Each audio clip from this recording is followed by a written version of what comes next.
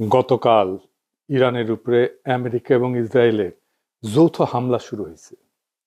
ইরানের রাষ্ট্রীয় টেলিভিশন দেশটার সর্বোচ্চ নেতা আয়াতুল্লাহ আলী খামেনির মৃত্যুর খবর নিশ্চিত করছেন। ইন্না লিল্লাহি ওয়া ইন্না ইলাইহি রাজিউন। সৃষ্টিকর্তা এই শহীদের মৃত্যু কবুল করুন। এখন এই যুদ্ধের ভবিষ্যৎ কি? কেউ কেউ কইতেছেন ইরানের তো আসলে পাল্টা আঘাত করার মতো তেমন কিছু নাই, কিছু ক্ষেপণাস্ত্র ছাড়া। ক্ষেপণাস্ত্র ব্যয়বহুল, এইটার একটা স্টক আছে, সেটা শেষ হয়ে যেতে পারে দ্রুত। বিমান দিয়ে বোমা মারা অনেক বেশি কস্ট এফেক্টিভ, তাই এই যুদ্ধে ইরান টিকবে না। তার উপরে আমেরিকা আর ইসরায়েল একসাথে আক্রমণ করছে, আর ইরান ওইদিকে কাতার, বাহরাইন, জর্ডান, আরব আমিরাত, সৌদি আরব আর ইসরায়েলেও একসাথে পাল্টা আক্রমণ করছে।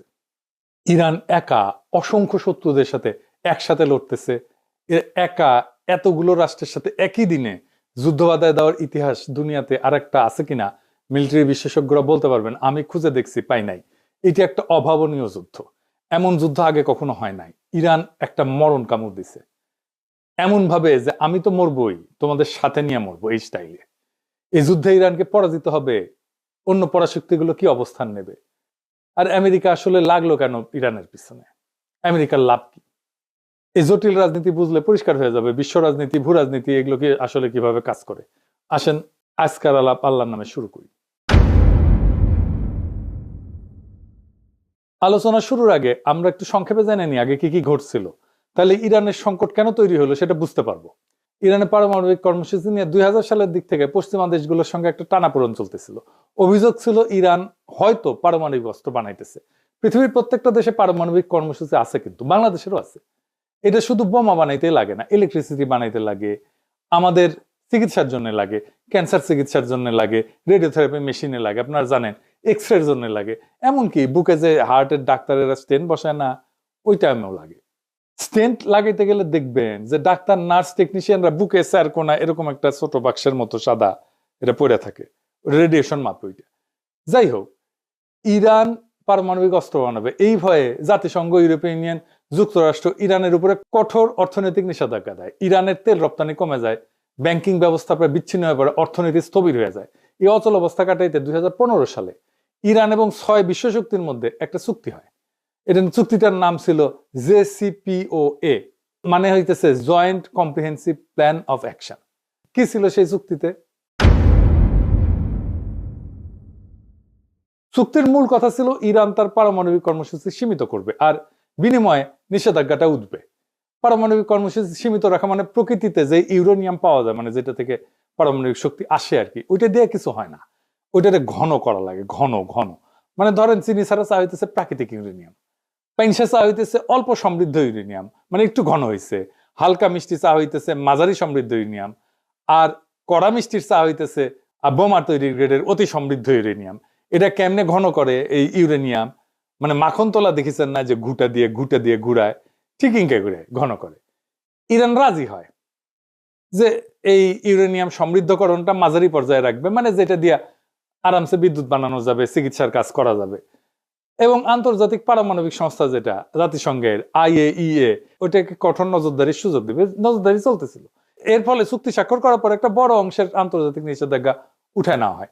ইরানের তেল রপ্তানি বাড়ে, বিদেশি বিনিয়োগও আসে।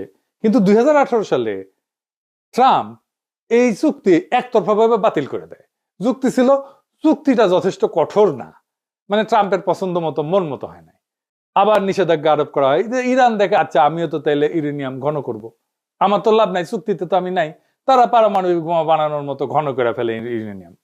কাছাকাছি ইরানের যুক্তি, আমেরিকা আগে চুক্তি ভাঙছে, আবার নিষেধাজ্ঞা দিছে, তাই বাধ্য হয়ে প্রতিক্রিয়া দেখাইতেছি। চুক্তি ভাঙার দায় যুক্তরাষ্ট্রের। এখন যুক্তরাষ্ট্র কি চায়? এক নাম্বার, ইরান যেন ইউরেনিয়াম আর সমৃদ্ধ না করে, মানে ঘন না করে। এটাই শেষ না, তার মজুদ যেটা আছে সেটা যেন কমায়। এটাই শেষ না, আবার কঠোর নজরদারিতে যেন রাজি হয়। এখানেই শেষ না, সে যেন তার ব্যালিস্টিক মিসাইলের কর্মসূচি ত্যাগ করে, এটা যেন আর না বানায়। আর কে? এটাই শেষ না, হিজবুল্লাহ আর ইয়েমেনের হুতিদের যেন সাহায্য না করে। আবার ইসরায়েল দাবি করে ইরানের পারমাণবিক অবকাঠামো পুরো চূর্ণ বিচূর্ণ করে দিতে হবে, এটা শেষ করে ফেলতে হবে, মাটির সাথে মিশাই দিতে হবে। একটা দেশে বাইরের দুইটা রাষ্ট্রের ইচ্ছা মতো চলতে হবে। আমেরিকা ইসরায়েল যা চাইবে তাই চলতে হবে, এটা কোনো মর্যাদা সম্পন্ন দেশ করবে না। এবার আসেন দেখি আসল প্রশ্ন, আমেরিকা ইসরায়েল কি ইরানকে হারাইতে পারবে? প্রথমে বলে নি, আমেরিকার ইসরায়েলের সম্মিলিত সামরিক ক্ষমতার ধারে কাছেও ইরান নাই। তাইলে কি ইরান হাইরা যাবে? না, এই প্রশ্নের উত্তর অত সহজে দেওয়া যাবে না। আসেন আমরা আলাপটা শেষ করলে বুঝবেন আসলে ইরান হাইরা যাবে কিনা। যুদ্ধ তো শুধু অস্ত্রের কস্ট বেনিফিট অ্যানালাইসিস না, যুদ্ধ রাষ্ট্রের কাঠামো, ইতিহাস, ভূগোল, মনস্তত্ত্ব সব মিলে একটা পূর্ণাঙ্গ সমীকরণ। আর সেই সমীকরণে ইরানকে সহজে হারানো খুবই কঠিন, প্রায় অসম্ভব। কেন?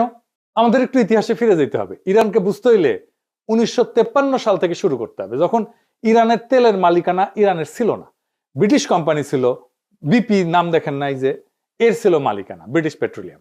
1953 সালে একটা ন্যাশনালিস্ট সরকার ক্ষমতায় আসে, প্রধানমন্ত্রী ছিল মোসাদ্দেক। সে তেল জাতীয়করণ করছিল। এর প্রতিক্রিয়া আমেরিকা সিআইএ কে দিয়ে অভ্যুত্থান ঘটায়, তাকে সরায়, শাহকে ক্ষমতায় বসায়। সেই ঘটনা ইরানের রাজনৈতিক চেতনায় গভীর ছাপ ফেলে। বিদেশি হস্তক্ষেপ মানে জাতীয় অপমান।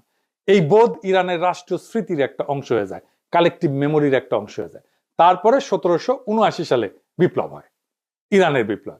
শুধু ধর্মীয় আবেগ না, বরং দীর্ঘদিনের ক্ষোভ, অপমানবোধ, বিদেশি আগ্রাসন, জাতীয় সম্পদ দখলের বিরুদ্ধে একটা প্রতিক্রিয়া, সব মিলায় রাষ্ট্র একটা নতুন কাঠামো নেয়। ইরানের পর বিপ্লবের নতুন শাসন ব্যবস্থা খুব দ্রুত নিজেদের পাওয়ার কনসলিডেট করে ফেলে। সেনাবাহিনীর ভিতরে যে সমস্ত শাহপন্থী উপাদান ছিল সেগুলো ভেঙে দিয়ে তারা নিজেদের অবস্থান মজবুত করে ফেলে। ফলে বহু বছর পরেও সামরিক অভ্যুত্থান ও গণবিক্ষোভ এই সরকার কিন্তু পড়ে যায়নি। এটা কাকতালীয় না, এটা একটা কাঠামোগত ফল। কিছুদিন আগে সারা ইরানে ব্যাপক বিক্ষোভ হয়েছে না?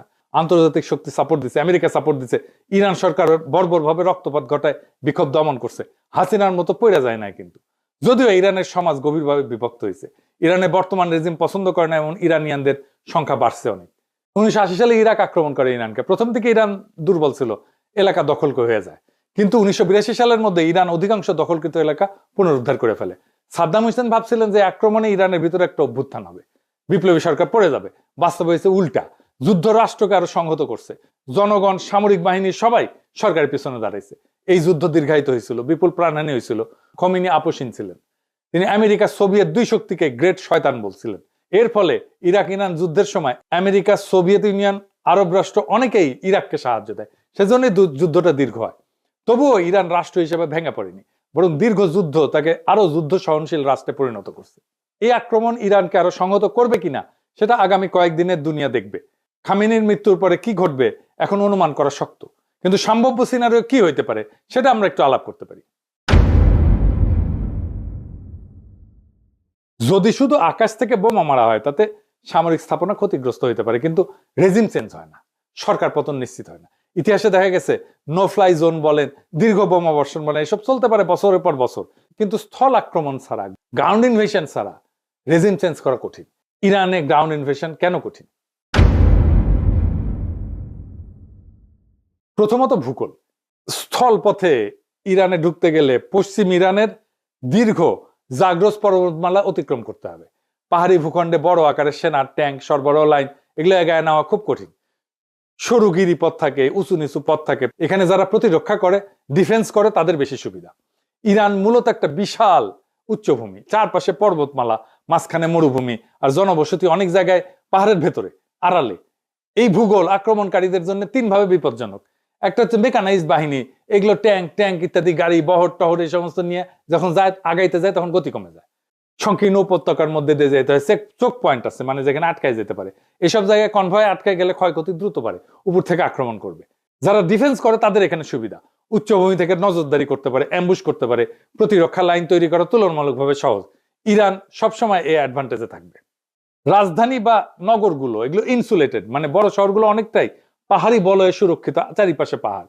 দ্রুত ধাক্কায়, কুইক থ্রাস্ট যেটাকে বলে মিলিটারি ভাষায়, এটা ফল আনা কঠিন।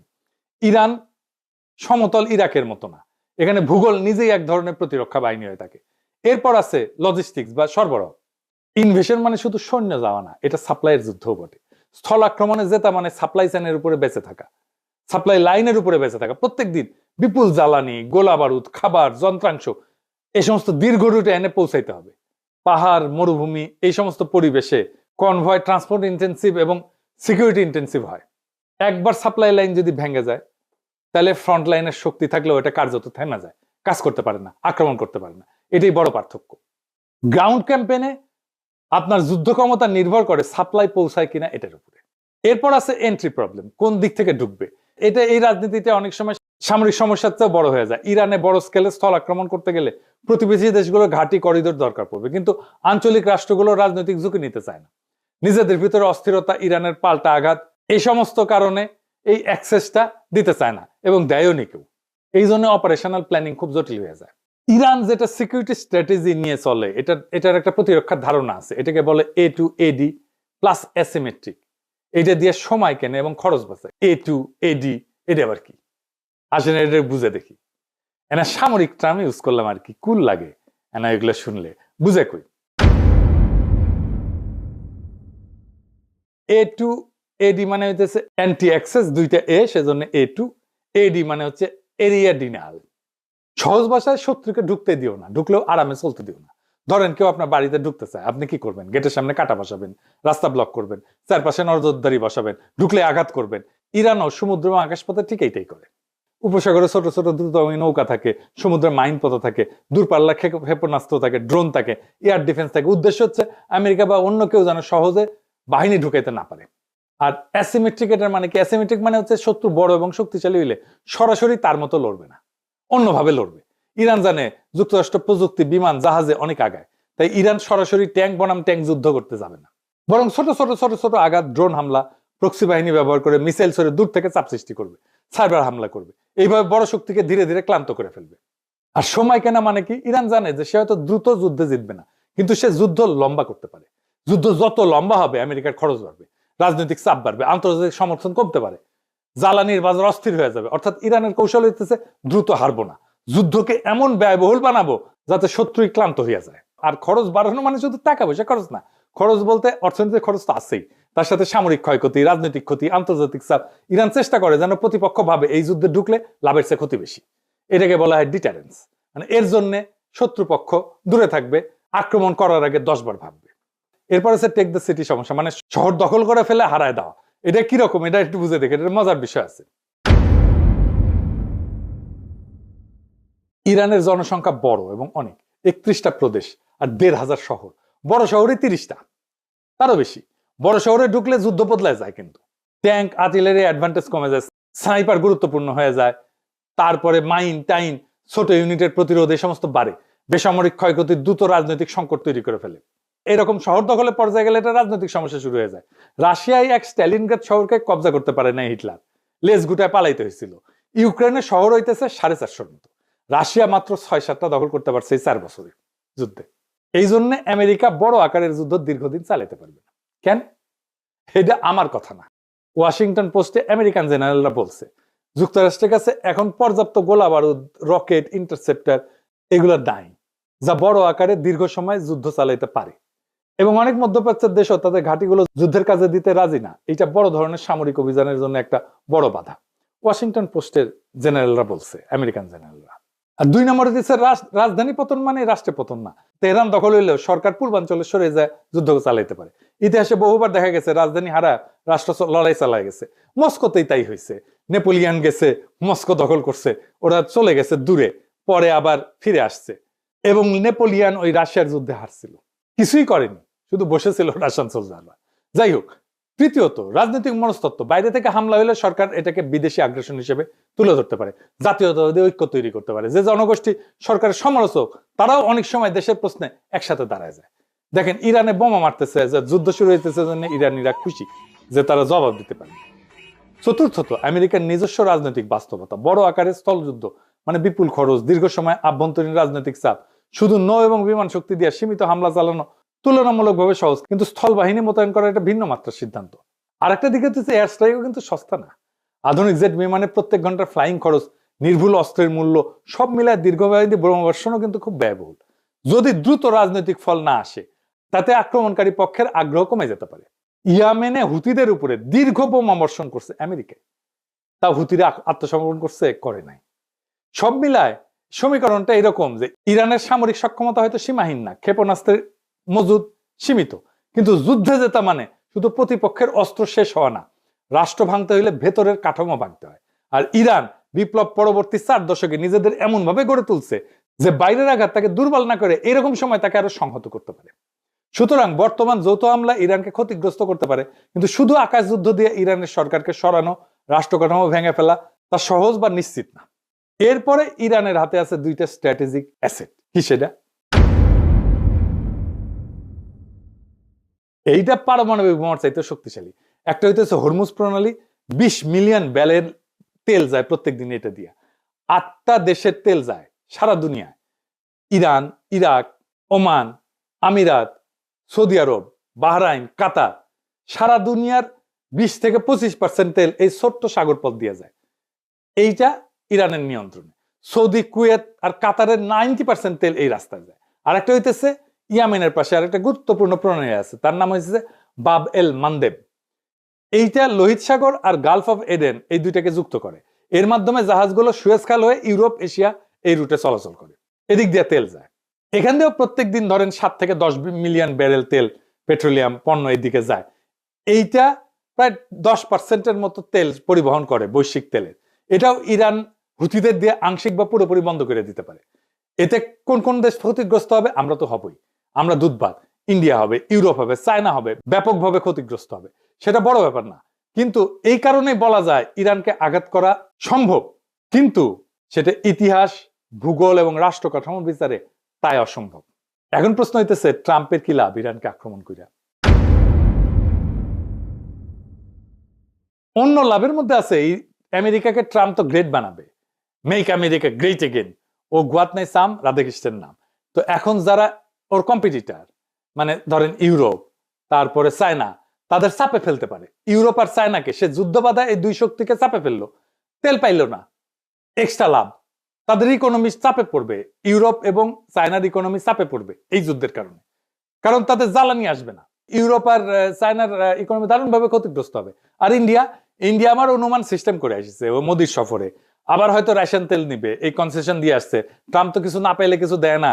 একবার তো নেতা নেওয়ার মনোরঞ্জনের জন্য নাচছিল মোদি, এপস্টেইন ফাইলে আসিছে।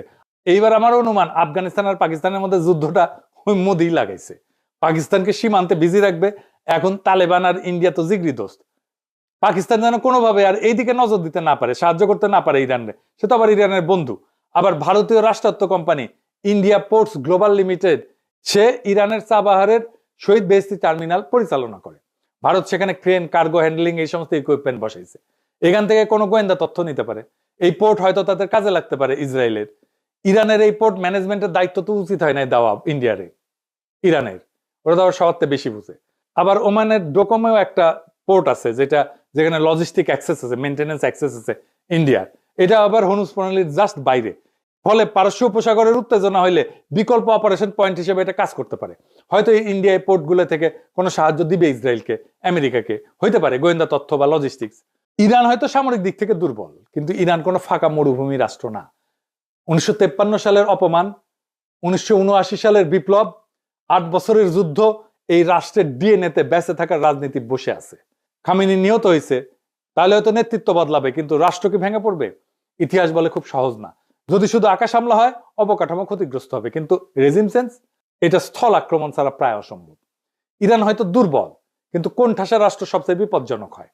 এই যুদ্ধের ফল নির্ভর করবে কে বেশি শক্তিশালী তার উপরে না, বরং কে বেশি সময় ধরে টিকতে পারবে তার উপরে। আর বিশ্ব রাজনীতি আজ আবার প্রমাণ করছে ভূ রাজনীতি মানে মানচিত্রের রেখা না। ভূ রাজনীতি মানে শক্তি, স্মৃতি, অর্থনীতি আর প্রতিরোধের সমীকরণ। আসন্ন দিনগুলো নির্ধারণ করবে এটা কি একটা সীমিত সামরিক অভিযান নাকি নতুন এক বৈশ্বিক অস্থিরতার সূচনা। আল্লাহ আমাদেরকে সবাইকে হেফাজত করুন। এই রক্তক্ষয়ী যুদ্ধ বন্ধ হোক। ইনকিলাব জিন্দাবাদ।